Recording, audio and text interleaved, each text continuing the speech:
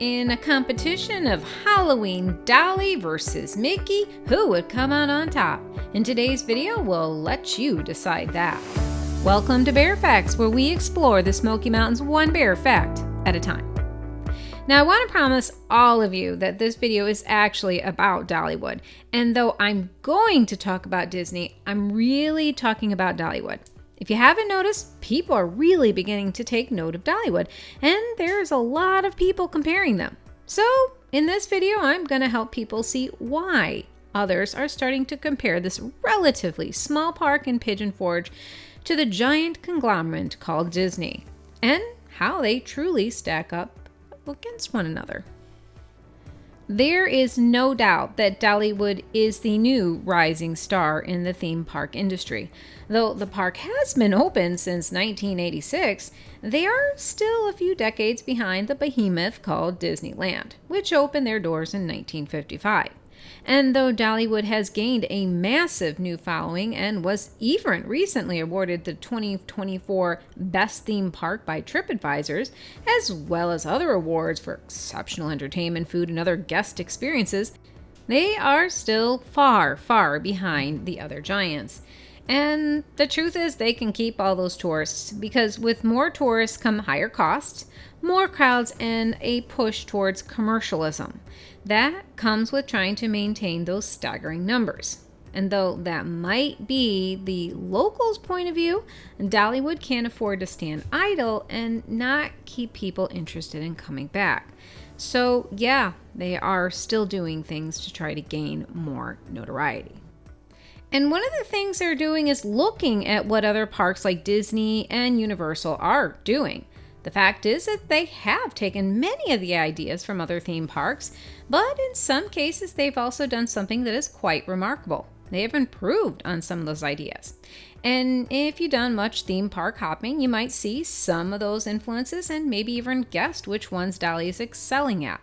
Because yes, they are doing something right, and it's clear from their loyal fan following and rising attendance that they are doing it well. If you know much about Disney history, you will be aware that Disney actually was one of the first theme parks. In fact, they wrote the book on how to create themed parks. And it's very clear that Dollywood took a page from their book, because they are a very strongly themed park, using Dolly Parton and the nature and the communities of the Smoky Mountains as their backbone has been pivotal in their success. And like many good students, Dolly has also learned that people love seasonal theming, something that almost every successful theme park seems to do.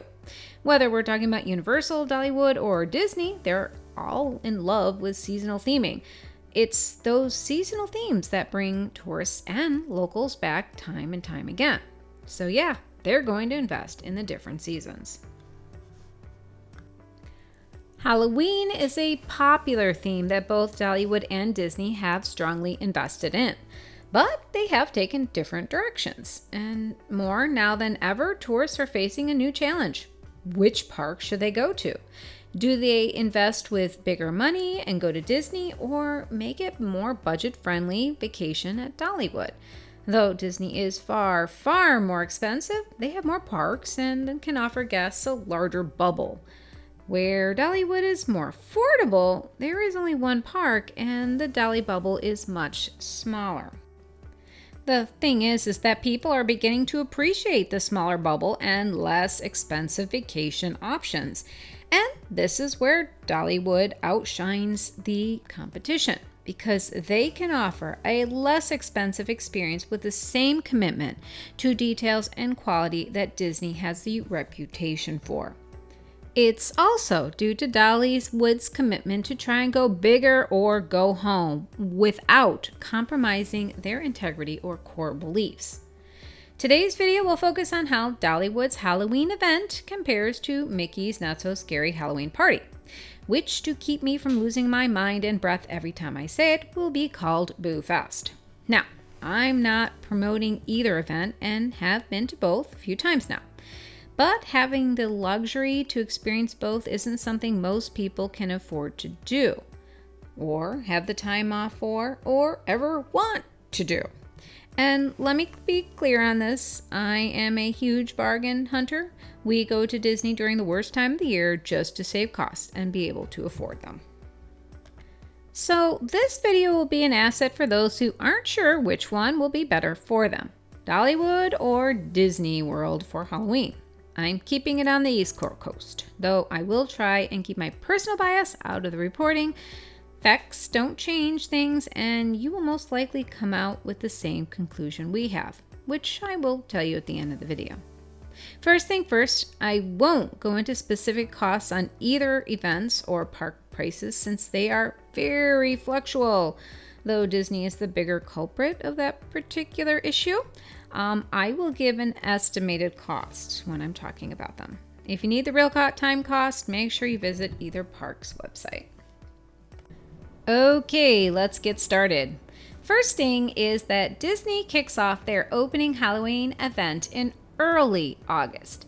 They call their Halloween event Mickey's Halloween Party, and it's also a ticketed event, meaning you need to pay to attend the event on a specific day. And they only have the event 2 times a week until Halloween.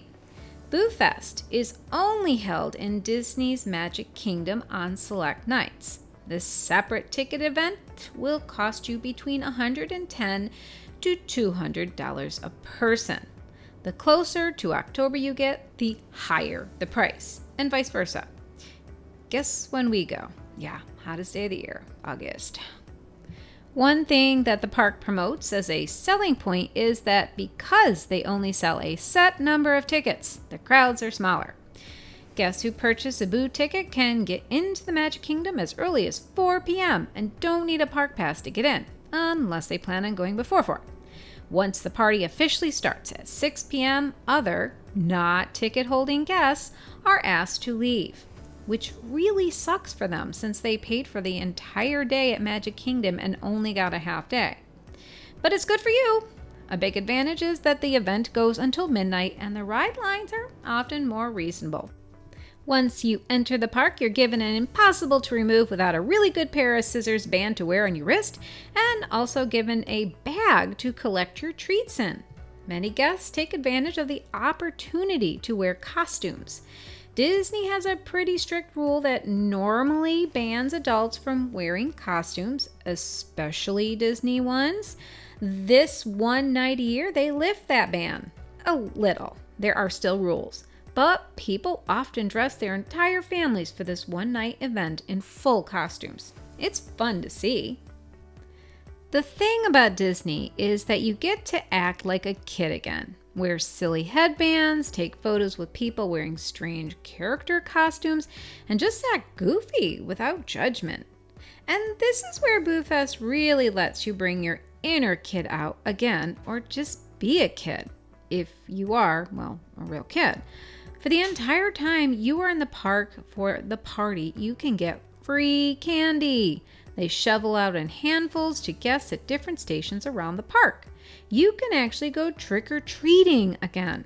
And you are welcome to revisit each station as many times as you want. Though where you put all the candy is an issue, especially if you flew into Orlando, then you have a real problem on your hands because what do you do with it all afterwards? Yeah, it can be a real concern. We know, we tried. During the party, guests have access to a few unique food vendors that have Halloween-inspired themed foods, and guests can buy drinks as well. Though most restaurants and regular food stands are closed. I suggest eating before the party since the food options are limited and the lines can be a little long. Also, during this event, not only are most of the rides open for guests, but some rides have live actors that make them more interesting, like the Pirates of the Caribbean and Haunted Mansion. Many people are more interested in the character meet and greets, especially since some of the characters are only seen during the Boo Fest once a year. The Boo Fest parade is also a highly anticipated event for many guests, which they do 2 times a night, and they also have a special Halloween-themed fireworks and light show they project on the castle and Main Street. It's a long and exhausting day, but really fun if you're into that sort of thing. Now let's look at Dollywood. during Halloween and begin to compare. First thing is that Dollywood doesn't actually have a Halloween party or event. They call it a fall harvest. In fact, Dollywood isn't even open on Halloween, which is sad since they would be a safe place for kids to go trick-or-treating. But the park closes on October 28th to begin their huge Christmas overlay. This can take weeks to finish, and the park begins the transition at the end of October. Their festival begins at the beginning of September and goes until October 27th. The Fall Harvest is a daily event and comes with your admission price. When you go to Dollywood for the Fall Harvest, you are there to experience the food, entertainment, and rides. You can do that while also enjoying the amazing flowers and fall-themed decorations. The general cost per person is around $80 a day, and that price doesn't change much during the Fall Harvest. Dolly has Disney crushed when it comes to pricing. And another thing that Dollywood far surpasses Disney on is the decorations. Now, the footage you see is from the last 2 years, and I don't have an in with Dolly, and I can't say what this year will be or look like. I would have to say that the park has a basic format they follow. So here it is. The first thing you will note is that the alleyway, as you take a right to get into the park past the bakery, has a seasonal overlay. Every season, Dollywood changes the decorations above that follow the alley. Last year, it was a fall-themed confetti strings. This year, maybe it will be the same or different. I can't say for sure. But what I can guarantee is that it will look cool. I have never been disappointed with their decorations. Though Disney is very nice to look at during the day, they really don't put the same level of attention into decorations as Dolly. And even their nighttime decorations are nowhere near what Dollywood does. Dollywood's Fall Harvest is something to be enjoyed during the day and in the evening. In fact, I would try and make it a point to see it during both times. During the day, you can enjoy the amazing foliage change, the colorful flowers, the amazing decorations. They seem to specialize in pumpkin decor because they are all over the place. And there are a variety of ways that the park creates pumpkin displays. One way they use pumpkins is with their whimsical pumpkin people, who can be spotted around the park. These lively creatures can be seen hanging from tree branches, painting masterpieces, or just doing mischief. The pumpkin people are all over the place. They are moved around year after year and are a classic part of the park's decorations. The creatures remind me of the ones you might see in Gatlinburg, but I'm not sure they're done by the same artists. I'd like to find out if anyone knows. A surprising thing that the park also does with pumpkins is bring in real pumpkins. Each year, they're reported to bringing in over 12,000 of them. A staggering amount of pumpkins if you think about it. Why is this surprising? Well, because Pigeon Forge is still pretty warm in the fall, and real pumpkins wouldn't do well in that heat. Though if they weigh over 500 pounds, maybe rotting isn't a concern real soon. Because the park brings in massive giant pumpkins each year that exceed that weight, showing guests that nature will always win when it comes to showing off. The last way that Dollywood uses pumpkins for decorations is that they use fake pumpkins to create all sorts of creatures and other things. These might be giant spiders or cute frogs.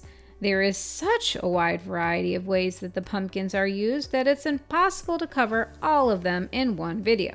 Though I would like to highlight a few.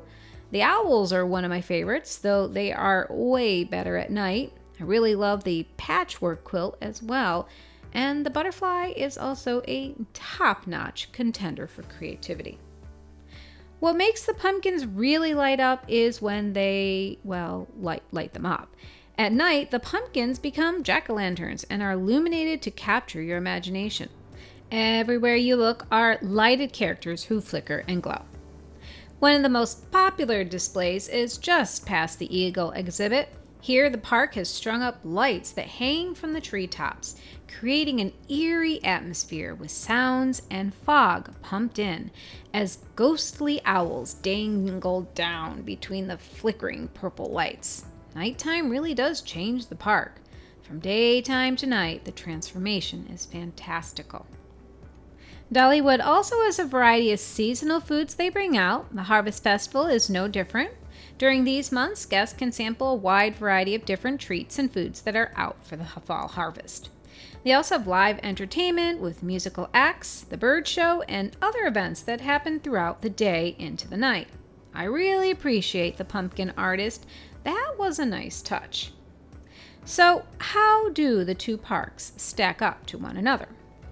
Well, Disney is open on Halloween, gives out candy, and has a large parade that is adored and loved by park guests. Guests are made to feel special, and the park is open late for their Halloween party. But the event isn't held every day, and the cost is a lot higher to get in. But here's the biggest difference. They don't do much decorations.